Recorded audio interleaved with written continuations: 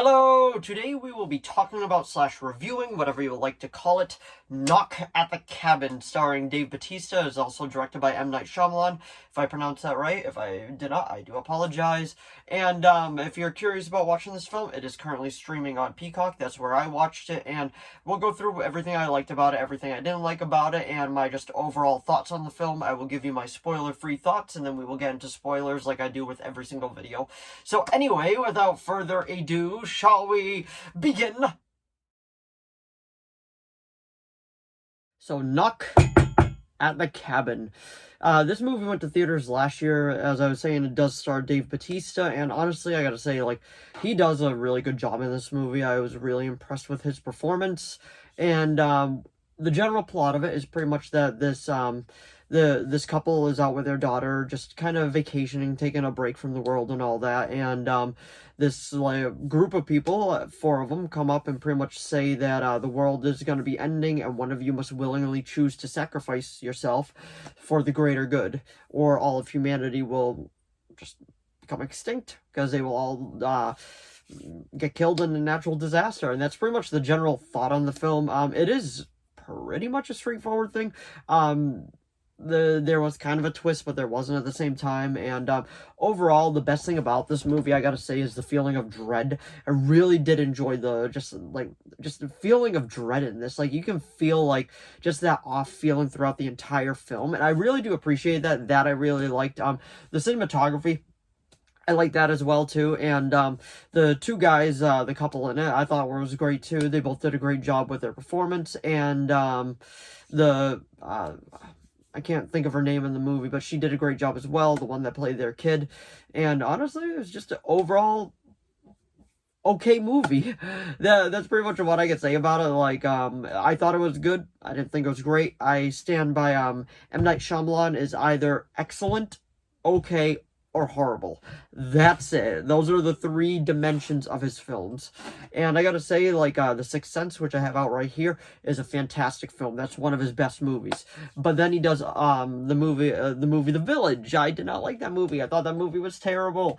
And this one, I really just gotta say, like, I'm in the middle with it. Like I was saying, there's parts of this movie that I really did enjoy, like the tension. Dave Bautista actually does an awesome job. Like, he's this huge guy with just, like, he demands a presence when he's in a room, and then, like, the way that, like, he acts in this movie, how he's just like, I'm sorry, but, one of you are willingly gonna have to do this, and like how calm he is about the whole thing, because he knows that everybody in this room doesn't want to be in this situation. So pretty much every time that they give a no, one of the 4 members that come in are going to be like a part of humanity will be judged, and then then that's pretty much what happens going out through the whole movie. I don't want to give away any plot points till the spoiler part of this, but overall, if you have Peacock, I recommend giving it a watch. It's a fun one-time watch. I don't think I would go back and rewatch this anytime soon, and I would say this kind of leans a bit more in the direction for better for M. Night Shyamalan, but that's just me personally. But I would probably give it I'd give it a 6 out of 10. Yeah, I'd say that's pretty fair. 6 out of 10. It was it was an okay movie. It wasn't great. It wasn't terrible. But anyway, now we're gonna get into spoilers in 5, 4, 3, 2, a 1, a 0. So pretty much, this is based off a book, and I did read some of the trivia to figure out what the difference was between the book and the movie, so we will get into that. But the biggest thing I want to talk about is pretty much how each of the 4 intruders was a different horseman, pretty much. That was the idea. Like, Dave Bautista was Death, because he was all in white, and Rage, I believe, was another one. That was the guy that played Ron in Harry Potter. He was in this movie as well, and the 2 others. So it's pretty much just a like, all 4 of them encompasses the 4 horsemen of the apocalypse. So I thought that was actually pretty cool. I really did enjoy that. And the final scene in the movie, well, after he decides to like, he's like, you need to shoot me. I'm the one that needs I'm ready to go. I've been at peace with it, and the other guy pretty much forces himself to kill him, and then he dies, and then him and the daughter end up driving off, and they realize, hey, we actually did stop the end of the world. And then he turns on the radio, and then No, she turns it on, he turns it off, she turns it back on, or something like that, and then he decides to turn it back on, something like that. But I can't remember the exact way that they did it, but I really like the symbolism in that, pretty much for being like, it's not okay, it's gonna be okay, kind of like that, like going back and forth just through the radio. I was like, oh, that's neat, I like that, that's cool. But like I was saying, like, it's an okay film. It's not great, it's not terrible, it's definitely worth a one-time watch if you haven't seen it. That's how I definitely feel about this movie. Highlights is definitely Dave Bautista as the main. I don't even know what to call him. Like, he's not really a villain because he's just being manipulated too by the universe, pretty much. So I'm not even really sure what to say. Like, he is, but he does a great job in the role. The two boyfriends do a great job in the role. Our husbands, they might have been married in it. The kid does a great job. Everybody in this movie, in my opinion, did act well. It was just overall, like, it was just kind of disappointing in my honest opinion. But I still am glad that I watched it because it is definitely a one-time watch in my opinion.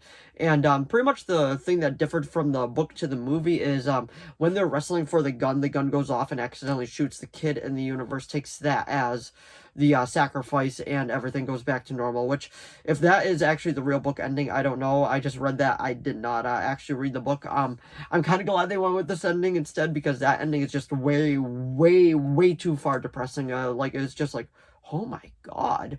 But besides that, it's a pretty solid film. 6 out of 10. I do recommend just giving it a one-time watch, and that was my review of Knock at the Cabin.